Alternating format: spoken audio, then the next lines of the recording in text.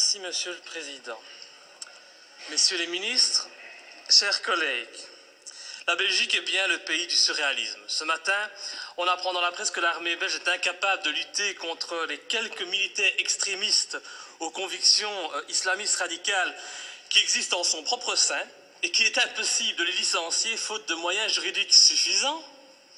Et par contre, dans un même temps, nous décidons d'aider la France dans sa lutte contre le terrorisme en lui apportant une aide logistique pour son opération au Mali.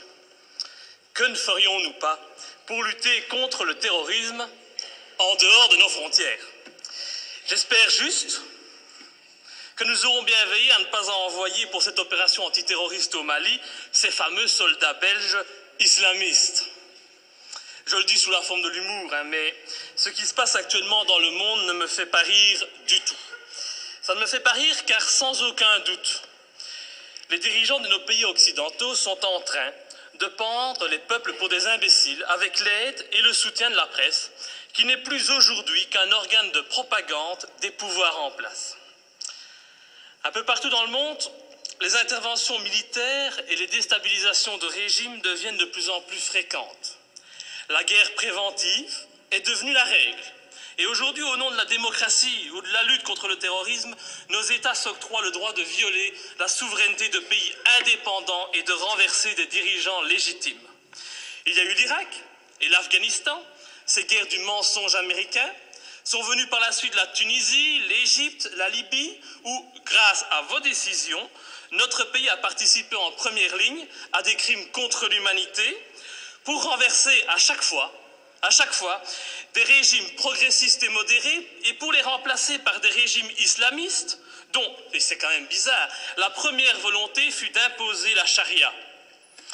Il en est de même actuellement en Syrie, où la Belgique finance honteusement l'armement des rebelles islamistes qui tentent de renverser Bachar al-Assad. Ainsi, en pleine crise économique, alors que de plus en plus de Belges ont des difficultés pour se loger, se nourrir, se chauffer ou se soigner, et oui, j'entends déjà le sale populiste que je suis, eh bien le ministre des Affaires étrangères, il a décidé d'offrir aux rebelles syriens 9 millions d'euros. Bien sûr, on est en train de nous faire croire que cet argent servira à des fins humanitaires, un mensonge de plus. Et comme vous le voyez, depuis des mois, notre pays ne fait que participer à la mise en place de régimes islamistes dans le nord de l'Afrique et au Moyen-Orient. Alors, quand on vient prétendre partir en guerre pour lutter contre le terrorisme au Mali, eh bien, j'ai bien envie de rire. C'est faux. Sous des apparences de bonnes actions, nous n'intervenons que pour défendre des intérêts financiers, dans une totale logique néocolonialiste. Il n'est véritablement pas cohérent de partir aider la France au Mali au nom de la lutte contre le terrorisme islamiste, lorsqu'au même moment, on soutient en Syrie le renversement de Bachar al-Assad par des rebelles islamistes qui souhaitent imposer la charia, comme c'est déjà le cas en Tunisie ou en Libye. Et il faut vraiment arrêter de nous mentir et de prendre les gens pour des imbéciles. Le temps est au contraire venu pour dire la vérité. En armant les rebelles islamistes comme les Occidentaux ont auparavant armé Oussama Ben Laden, cet ami des Américains avant qu'ils ne se retournent contre lui, eh bien les pays occidentaux en profitent pour implanter dans les nouveaux pays conquis des bases militaires tout en favorisant leurs entreprises nationales. Tout est donc stratégique. En Irak, nos alliés américains ont mis la main sur les richesses pétrolières du pays. En Afghanistan, ce fut sur l'opium et la drogue, toujours très utiles, pour se faire beaucoup d'argent assez rapidement. En Libye, en Tunisie, en Égypte ou encore en Syrie, le but fut et est encore actuellement de renverser les pouvoirs modérés pour les remplacer par des pouvoirs islamistes qui très rapidement deviendront gênants et que nous attaquerons sans vergogne sous prétexte de lutter, à ce moment-là encore, contre le terrorisme ou de protéger Israël. Et dont les prochaines cibles sont déjà connues. Dans quelques mois, je prends le pari que nos regards se tourneront vers l'Algérie et finalement vers l'Iran. Faire la guerre pour libérer des peuples d'un agresseur extérieur, c'est noble. Mais faire la guerre pour défendre les intérêts des États-Unis, faire la guerre pour défendre les intérêts de grosses sociétés comme Areva Faire la guerre pour mettre la main sur des mines d'or, ça n'a rien de noble, et cela fait de nos pays des pays agresseurs et voyous. Personne n'ose parler, mais qu'à cela ne tienne, je ne me tairai pas, et tant pis si ma lutte doit me faire passer pour un ennemi de ce système qui bafoue les droits de l'homme au nom des intérêts financiers, géostratégiques et néocolonialistes. Bafouer ce régime et le dénoncer, c'est un devoir et une fierté pour moi. Et sincèrement, et je m'excuse pour le vocabulaire populaire utilisé, j'emmerde tous les soi-disant bien-pensants, qu'ils soient de gauche, de droite ou du centre, qui sont aujourd'hui au basque de nos pouvoirs corrompus et qui se plairont à me tourner en ridicule. J'emmerde nos dirigeants qui jouent avec leurs bombes comme des gamins dans une cour de récréation. J'emmerde ceux qui prétendent être des démocrates alors qu'ils ne sont que des criminels de bas étage. Je n'ai pas beaucoup de respect non plus pour les journalistes qui ont le culot de faire passer les opposants pour des débiles mentaux alors qu'au fond ils savent très bien que ces opposants ont parfaitement raison. Je méprise enfin au plus haut point ceux qui se prennent pour les rois du monde et qui nous dictent leurs lois, car moi je suis du côté de la vérité, du côté de la justice, du côté de ces victimes innocentes du pognon à tout prix. Et c'est pour cette raison que j'ai décidé de m'opposer clairement à cette résolution qui envoie notre pays soutenir la France dans son opération néocolonialiste. Depuis le début de l'opération française, le mensonge est organisé. On nous dit que la France ne fait que répondre à l'appel au secours d'un président malien. On en oublierait presque que ce président n'a aucune légitimité et qu'il a été mis en place pour assurer la transition suite au coup d'État de mars 2012. Qui a soutenu ce coup d'État? Qui en est à la base? Pour qui travaille ce président de transition? Voilà le premier mensonge. Le président français François Hollande ose prétendre mener cette guerre pour lutter contre les djihadistes qui menacent, ils menacent, rendez-vous compte, le territoire français et européen. Mais quel vilain mensonge!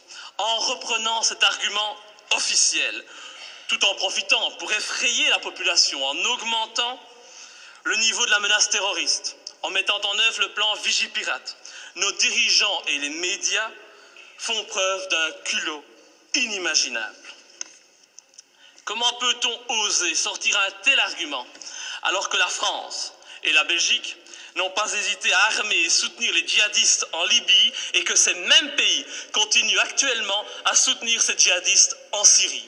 Ces prétextes ne servent qu'à cacher des desseins stratégiques et économiques. Nos pays n'ont même plus peur de l'incohérence, car tout est fait pour la cacher. Mais l'incohérence est pourtant bien présente.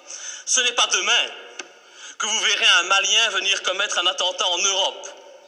Non, à moins qu'on en crée un subitement pour mieux justifier encore cette opération militaire. On a bien créé le 11 septembre pour justifier l'invasion, l'arrestation arbitraire, la torture et le massacre de populations innocentes. Alors créer un terrorisme malien, bon, ça ne doit pas être trop compliqué pour nos dirigeants sanguinaires. Un autre argument utilisé pour justifier ces derniers mois les opérations militaires, c'est la protection des droits de l'homme.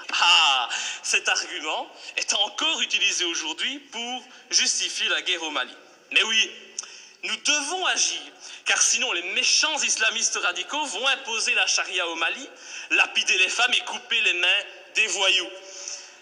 Oh, c'est vrai que l'intention elle est noble et salvatrice, c'est sûr. Mais pourquoi alors? Mais pourquoi, bon Dieu, nos pays ont-ils alors participé à l'accession au pouvoir en Tunisie et en Libye d'islamistes qui ont décidé d'appliquer cette charia dans ces pays qui étaient, il n'y a pas si longtemps de cela encore, modernes et progressistes? Je vous invite à demander aux jeunes Tunisiens qui sont à la base de la révolution de Tunisie s'ils sont heureux de leur situation actuelle. Tout cela, c'est de l'hypocrisie. L'objectif de cette guerre au Mali est très clair. Et puisqu'on n'en parle pas, je vais en parler. L'objectif, c'est de lutter contre la Chine et permettre à notre allié américain de maintenir sa présence en Afrique et au Moyen-Orient. C'est cela qui guide ces opérations néocolonialistes. Et vous verrez, quand l'opération militaire sera terminée, la France conservera bien entendu des bases militaires au Mali, Ces bases serviront aussi aux Américains et en même temps, parce que ça se passe toujours comme ça, des sociétés occidentales mettront la main sur des contrats juteux qui priveront de nouveau les pays recolonisés de leurs richesses et de leurs matières premières.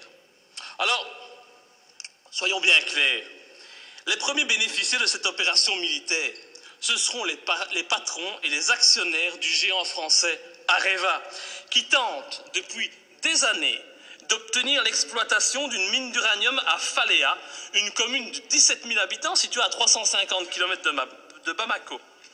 Et je ne sais pas pourquoi, mais mon petit doigt me dit qu'il ne faudra pas longtemps pour qu'Areva puisse enfin exploiter cette mine. Je ne sais pas, c'est une impression que j'ai. Il est donc hors de question que je participe à cette colonisation minière, cette colonisation des temps modernes. Et pour ceux qui doutent de mes arguments, je les invite sincèrement à se renseigner sur les richesses du Mali. Le Mali est un grand producteur d'or, mais depuis peu, il a été désigné, comme étant un pays qui offre un environnement de classe mondiale pour l'exploitation d'uranium. Mais comme c'est bizarre, un pas de plus vers une guerre contre l'Iran, c'est une évidence. Pour toute cette raison, et afin de ne pas tomber dans les pièges du mensonge que l'on nous tend, j'ai décidé de ne pas soutenir cette intervention au Mali. Je voterai donc contre. Et ce faisant, je fais preuve de cohérence, puisque je n'ai jamais soutenu par le passé nos interventions criminelles en Libye ou en Syrie, me profilant de la sorte comme le seul parlementaire de ce pays à défendre la non-ingérence et la lutte contre les intérêts obscurs. Je pense vraiment qu'il est grand temps de mettre un terme à notre participation à l'ONU ou à l'OTAN et de sortir de l'Union européenne si cette Europe, au lieu d'être un gage de paix, devient une arme d'attaque et de déstabilisation de pays souverains aux mains d'intérêts financiers et non plus humanistes. Enfin, je ne peux qu'encourager notre gouvernement à rappeler au président Hollande les obligations qui résultent de la Convention de Genève en matière du respect des prisonniers de guerre. J'ai en effet été outré d'entendre à la télévision, de la bouche du président français, que son intention était de détruire, je dis bien détruire, les terroristes islamistes. Alors je ne voudrais pas que la qualification utilisée pour nommer les opposants au régime malien, c'est toujours pratique aujourd'hui de parler de terroristes islamistes, soit utilisée pour contourner les obligations de tout État démocratique en matière de respect des droits des prisonniers de guerre. Nous attendons un tel respect de la patrie des droits de l'homme. Enfin, et pour terminer, permettez-moi de souligner la légèreté avec laquelle nous décidons de partir en guerre. Tout d'abord, le gouvernement agit sans la moindre autorisation du Parlement, il paraît qu'il en a le droit. Il envoie du matériel, des hommes au Mali. Le Parlement réagit par la suite, et quand il réagit, comme aujourd'hui, eh bien, cette institution n'est composée que d'un tiers de ses membres. Encore beaucoup moins si on parle des élus francophones. C'est donc une légèreté coupable qui ne m'étonne pas vraiment, venant d'un Parlement de toutous soumis au diktat des partis politiques. Je vous remercie. Monsieur le ministre des Affaires étrangères.